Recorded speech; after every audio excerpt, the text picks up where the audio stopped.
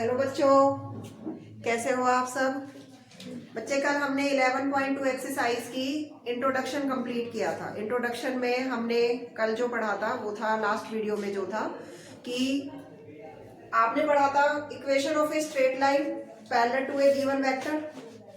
उसके बाद हमने किया था कि टू लाइंस के बीच में एंगल कैसे हम फाइंड आउट कर सकते हैं, ठीक है। और उसके बाद हमने किया था distance of a line from a point और distance between two parallel line and distance between two skew lines, ये हमने किया था, ठीक है। तो ये कल इंट्रोडक्शन में हमने किया था और आई होप सो आपको वीडियो समझ में आई होगी। अगर किसी को इंट्रो अभी क्लियर नहीं हुआ तो पहले इंट्रो जाके वो देख ले प्रीवियस वीडियो में, ठीक है। उसके बाद एक्सरसाइज करें तो ज्यादा बेटर रहेगा, ठीक है ना। इसके बाद अब हम स्टार्ट कर रहे हैं आज 11.2 एक्सरसाइज, ठीक है। क्वेश्चन नंबर 1 से हम स्टार्ट कर रहे हैं। देखिए first question, show that the three lines with direction cosine are perpendicular to each other. एक तो सिलेबस रिड्यूस हो गया है तो उस वजह से क्वेश्चंस भी काफी कम हो गए हैं। ये मेरे पास जो न्यू एडिशन ऑफ एनसीईआरटी है वो है, तो अगर किसी बच्चे के पास पुरानी है तो भी कोई परेशानी वाली बात नहीं है। आप वो क्वेश्चन टिक लगा लीजिए जो न्यू एनसीईआरटी में, वो मैं आपको बताती चली जाऊंगी, आप अपनी उसमें से टिक लगा लेंगे आप अपनी पुरानी वाली एनसीईआरटी में। फर्स्ट क्वेश्चन देखेंगे सभी बच्चे, ठीक है। देखिए इधर, show that the three lines with direction cosine, direction cosines, show that three lines with direction cosine. First question is 12/13 minus 3/13 minus 4/13. Next is 4/13, 12/13, 3/13 और लास्ट में जो आपको लाइन की डायरेक्शन को साइन दिए हैं 3/13 minus 4/13 and 12/13 are mutually perpendicular to each other, ठीक है। आपसे पूछा है कि वो mutually perpendicular to each other है या नहीं है। तो बच्चे देखिए, जैसे सपोज ये मेरे पास फर्स्ट लाइन है, इस फर्स्ट लाइन के ये मेरे पास है डायरेक्शन को साइन। डायरेक्शन को साइन अगर आपको ध्यान है तो हमने किससे डिनोट करते थे, एल, एम और एल से, ठीक है। तो ये फर्स्ट लाइन है तो फर्स्ट लाइन की जो डायरेक्शन को साइन है L1, M1 एंड N1। ये सेकेंड लाइन है, इसके डायरेक्शन को sign L2, M2 and N2। ये थर्ड लाइन है आपके पास, ये क्या है L3, M3 और N3, ठीक है। ये बेसिकली आपके पास डायरेक्शन को साइन है। अब हमें चूज क्या करना है, हमें ये प्रूव करना है कि ये जो लाइन है फर्स्ट लाइन जो है वो सेकंड लाइन के परपेंडिकुलर है। ये आपकी फर्स्ट लाइन है, ये आपके लिए सेकंड लाइन है और ये आपके लिए थर्ड लाइन है। तो हम क्या करेंगे, इसमें कंडीशन लगाएंगे, if two lines are perpendicular. Condition थी हमारे पास, if two lines are perpendicular, if two lines are perpendicular then L1 L2 plus M1 M2 plus N1 N2 is equal to 0। Clear. तो आप इनको मल्टीप्लाई करेंगे तो आपके पास क्या आएगा, L1 N2 मतलब 12/13 into 4/13 plus minus 3/13 into 12/13 plus minus 4/13 into 3/13। Check करेंगे इसमें, ठीक है ना। तो ये क्या आएगा, 12 4 जा 48, ठीक है। 13 को 13 से करेंगे 169, ठीक है। यहाँ पर क्या आएगा, 4 3 जा 12, 169 और 4 3 जा 12 3 जा 36, 3 4 जा 36, 3 4 जा 36 एंड 4 3 जा 12, ठीक है। 169 इन्हें ऐड करेंगे हम, ठीक है। ऐड करेंगे तो यहाँ पर क्या आएगा, देखिए यहाँ पे ऐड करोगे क्या आएगा, बस 48/169 माइनस 36/169 माइनस 12/169। ऐड करेंगे तो हमारे पास क्या आएगा, 48/169, इन दोनों को आप ऐड करेंगे 48/169 माइनस करेंगे तो क्या आएगा आपके पास 0। तो इससे आपको पता चल गया कि जो इन दोनों का इन L1 L2 M1 M2 N1 N2 जो डायरेक्शन आपकी कोसाइन है उनका जो प्रोडक्ट है वो 0 आया है। तो इससे पता चला है कि आपकी फर्स्ट लाइन और second line perpendicular to each other है। सिमिलरली आप थर्ड और सेकंड और थर्ड के भी जो डायरेक्शन को साइन और मल्टीप्लाई करके देखेंगे, इससे भी आपके पास सेम ही आप इस तरीके से प्रोसेस लगाओगे तो वो भी आपके पास 0 आएंगे। फिर आप फर्स्ट और थर्ड को चेक कर लोगे तो इसी तरीके से आपके सारे प्रोडक्ट 0 आ जाएंगे और आप एंड में बता दोगे कि लाइन जो है आपकी तीनों की तीनों जो लाइंस हैं वो आपकी परपेंडिकुलर टू ईच अदर है। सिमिलरली आप जैसे मैंने यहाँ पे फर्स्ट और थर्ड को चेक किया है, फर्स्ट मल्टीप्लाई बाय थर्ड, ऐसे ही आप थर्ड और सेकंड और थर्ड का चेक करोगे, उसके बाद आप फर्स्ट और थर्ड का चेक करोगे, ठीक है ना। तो आप लिखोगे so the lines are perpendicular to each other. क्या है वो? परपेंडिकुलर टू ईच अदर, ये परपेंडिकुलर है एक दूसरे के, ठीक है। क्लियर हो गई आपको इतनी बात। अब इसमें हम नेक्स्ट क्या करेंगे, इसके अंदर सम नंबर 2। सम नंबर 2 देखिए क्या करेंगे हम इसमें।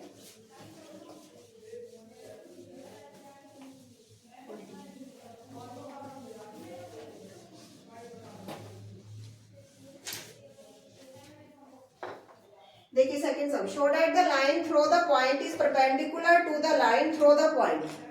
जैसे हमारे पास ये लाइन है, सेकंड क्वेश्चन, एक आपके पास ए पॉइंट है, ये लाइन के पॉइंट्स है, लाइन आपके पास है ए बी, तो ये फर्स्ट लाइन है आपके पास जो गिवन है, उसके डायरेक्शन कोऑर्डिनेट्स आपको गिवन है और आप डायरेक्शन रेशियो निकालेंगे 3, 4, -2, ठीक है। तो ए बी जो लाइन आपकी निकलेगी किस तरीके से निकालते हैं, बी कंपोनेंट में से एक कंपोनेंट माइनस करेंगे, 3 में से 1 गया 2i, 4 में से गया 5j और -2 और ये माइनस हो जाएगा -4k, ठीक है। ए बी, अभी आपके पास 2, 5 और जो -4 है ये क्या है आपके पास, डायरेक्शन रेशियो। क्या है ये? डायरेक्शन रेशियो, ठीक है।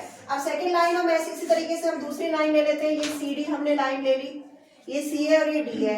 अब सी के जो कंपोनेंट है वो है 0, 3, 2 और इसके जो कोऑर्डिनेट्स है that is 3, 5, 6।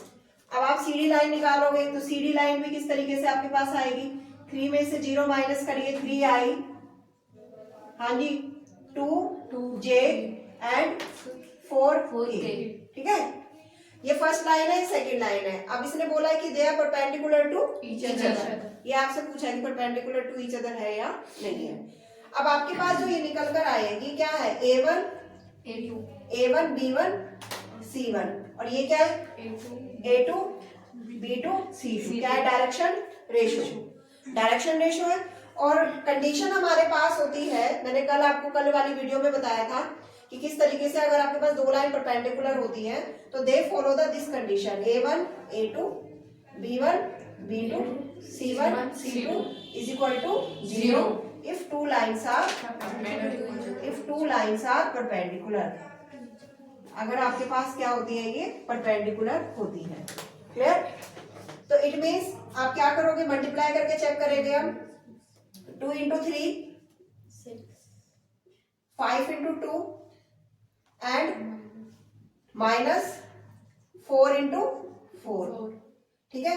6 5 into 2 10 and -16 minus 16 that is 0, so lines are perpendicular, so lines are perpendicular। Clear?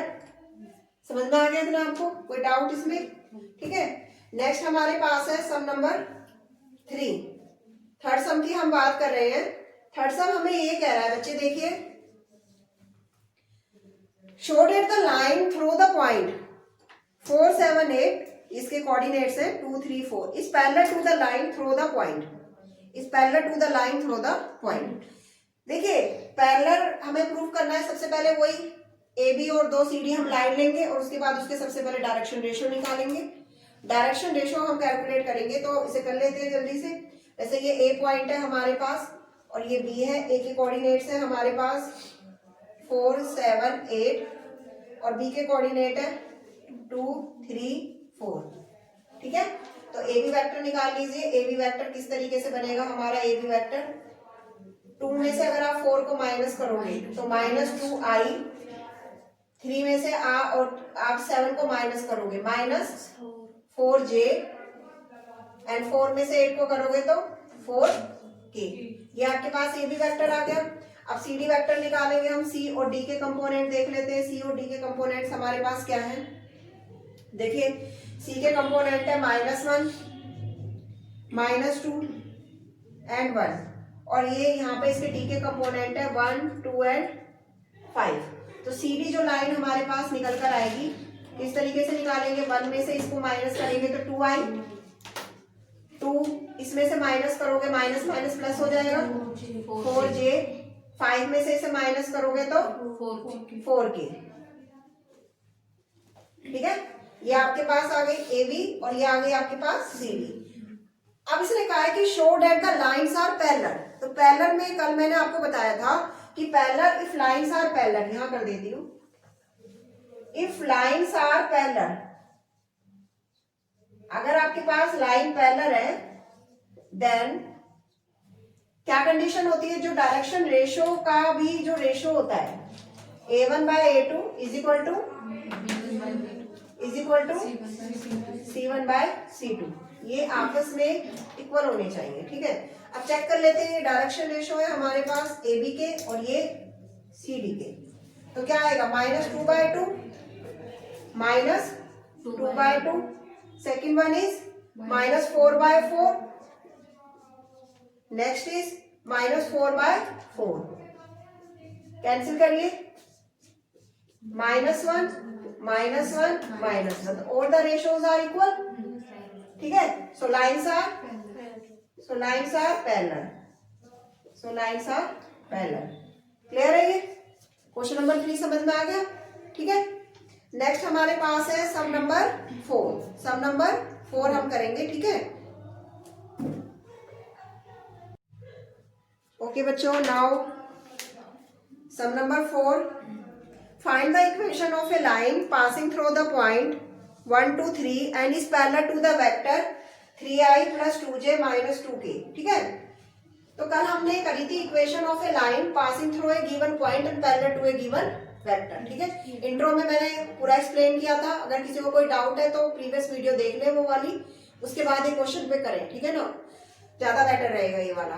देखिए sum number 4, equation of a line passing through the point. अब जो पॉइंट है, याद हो कल हमने क्या लिया था, ए, क्या माना था उसको, ए पॉइंट हमने माना था जिससे कि वो आपकी पास हो रही है, और उसके ना आपको पॉइंट्स दिए हुए, तो कैसे लिखोगे आप equation, i, 2j and 3k।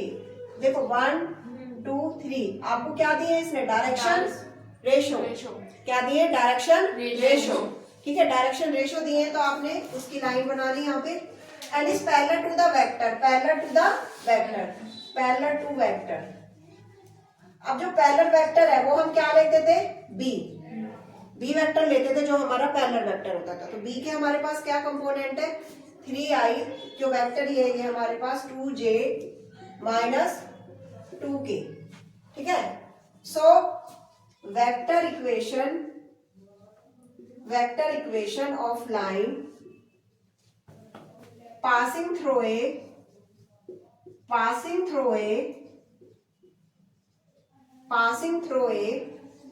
given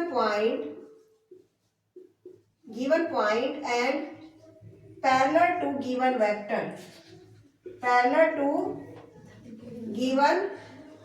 vector, is r is equal to a plus lambda b। ये इक्वेशन है हमारे पास। तो यहाँ पर क्या इक्वेशन बनेगी, r is equal to what is the a vector, i, 2j 3k plus में lambda b क्या है, 3i 2j - 2k। ठीक है, ये हमारे पास है, ये हमारे पास इक्वेशन आ गई है आपके ये। अब देखिए क्या कर सकते हो आप इसमें, और ज्यादा क्या कर सकते हो, ये आपकी इक्वेशन है, रिक्वायर्ड इक्वेशन। तो ये कौन सी फॉर्म है, ये कौन सी फॉर्म होती है, ये वेक्टर फॉर्म। क्लियर, इसे हमारी वेक्टर फॉर्म कहते हैं। कल मैंने वेक्टर से कार्टेशियन कन्वर्ट करना था लास्ट प्रीवियस वीडियो में, तो आप उस वीडियो में देख लीजिए वेक्टर से कार्टेशियन में भी कैसे करेंगे। हालांकि कार्टेशियन इसमें इसने पूछा नहीं है, इक्वेशन ऑफ ए लाइन पूछी है ओनली इसने, ठीक है ना। Next is sum number 5. Sum number 5, find the equation of a line in vector in cartesian form. Vector form भी बतानी है, कार्टेशियन फॉर्म भी बतानी है, which is passing through the point position vector and in the direction. तो and in the direction ये कौन सा वेक्टर है आपके पास, कौन सा वेक्टर है? in the direction मतलब पैरेलल टू द बी, ठीक है, parallel to the given vector. तो गिवन वेक्टर कौन सा था आपके पास? बी वेक्टर, ठीक है. तो ए के जो कंपोनेंट है वो 2i माइनस जे प्लस 4k है और बी के i plus 2j minus k है. तो सिमिलर फॉर्म से, सिमिलर मेथड से you can make the equation of a line, equation of a line. अब बात करते हैं कार्टेशियन की. कार्टेशियन में हमने क्या करते हो, कार्टेशियन में अगर मैं इसी के कार्टेशियन फॉर्म बनाना चाहूँ तो, इसी की कार्टेशियन फॉर्म बनाना चाहूँ तो इसी में देखिए आप कैसे करेंगे. हम इसको सबसे पहले हम आर वेक्टर लेट करेंगे, लेट करके चलेंगे.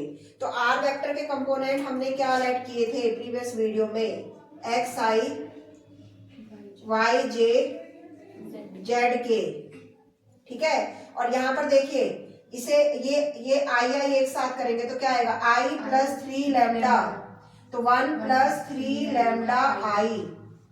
Next is 2 plus 2 lambda J, 3 plus 3 minus 2 lambda K. Clear. अब आई को कंपैरिजन करेंगे, हम कंपैरिजन करेंगे because both are equal vector. तो इक्वल वेक्टर में आई का जो कंपोनेंट है इधर वाले आई वाले कंपोनेंट के बराबर होता है, इक्वल वेक्टर से ये दोनों. तो 1 प्लस 3 लैम्डा इधर करेंगे, 1 plus 3 lambda that is equal to X and 3 lambda is equal to x minus 1. So lambda is equal to x minus 1 by 3. ये फर्स्ट वैल्यू निकल कर आई है हमारी. इसी तरह से हम इनको कंपैरिजन करेंगे, y is equal to 2 plus 2 lambda. तो यहाँ पर आएगा 2 plus 2 lambda is equal to y. 2 lambda is equal to y minus 2 और lambda is equal to y minus 2 by 2. Clear? And third one is 3 minus 2 lambda is equal to z. So 3 minus 2 lambda is equal to z. Minus 2 lambda is equal to z minus 3. Z minus 3. And lambda is equal to z minus 3 by minus 2. तो ये सारे lambda की value है, lambda की value है, सारी आप देख रहे हो, ठीक है. तो lambda तो सेम है सब में, तो आपकी वन साइड इक्वल है तो अदर साइड भी आपकी इक्वल हो जाएगी. तो एट द लास्ट जो आपके पास कार्टेशियन इक्वेशन आएगी निकल के, वो हमारे पास ये आएगी. This is your Cartesian equation. Understand? क्या है ये? कार्टेशियन इक्वेशन, ठीक है. और ये कौन सी फॉर्म थी हमारी? Vector form. किसकी? Equation of a line passing through a given point parallel to a given vector, parallel to a given vector, ठीक है. ये आपके पास है. क्लियर है? ठीक है.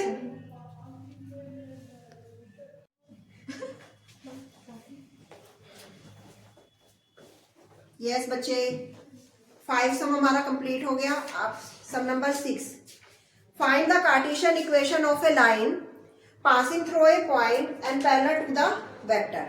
ठीक है, Cartesian equation of a line बतानी है आपको, ठीक है. Passing through a point and parallel to the vector. इस वेक्टर के वो पैरेलल है और लाइन से वो पास हो रही है. पहले देखिए एक मिनट इस क्वेश्चन को जरा.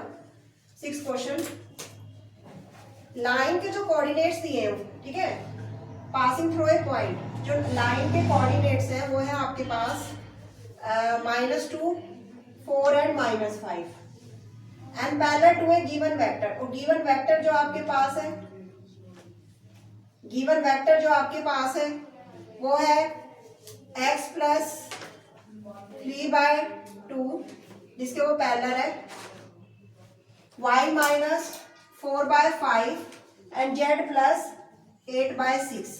गिवन वेक्टर जो उस लाइन के पैरेलल है ना, which is parallel to the given line, which is parallel to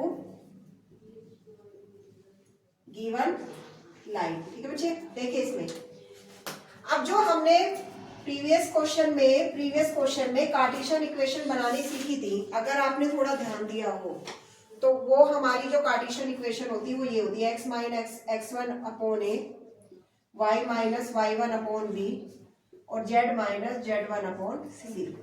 ठीक है, तो यहाँ पर अगर मैं कंपैरिजन करूं, एक बात जो सीधी सीधी आपको बता रही हूँ कि ये जो x1 y1 z1 ये वेक्टर ए के डायरेक्शन रेशो होते हैं। किसके होते हैं? वेक्टर ए के डायरेक्शन रेशो होते हैं।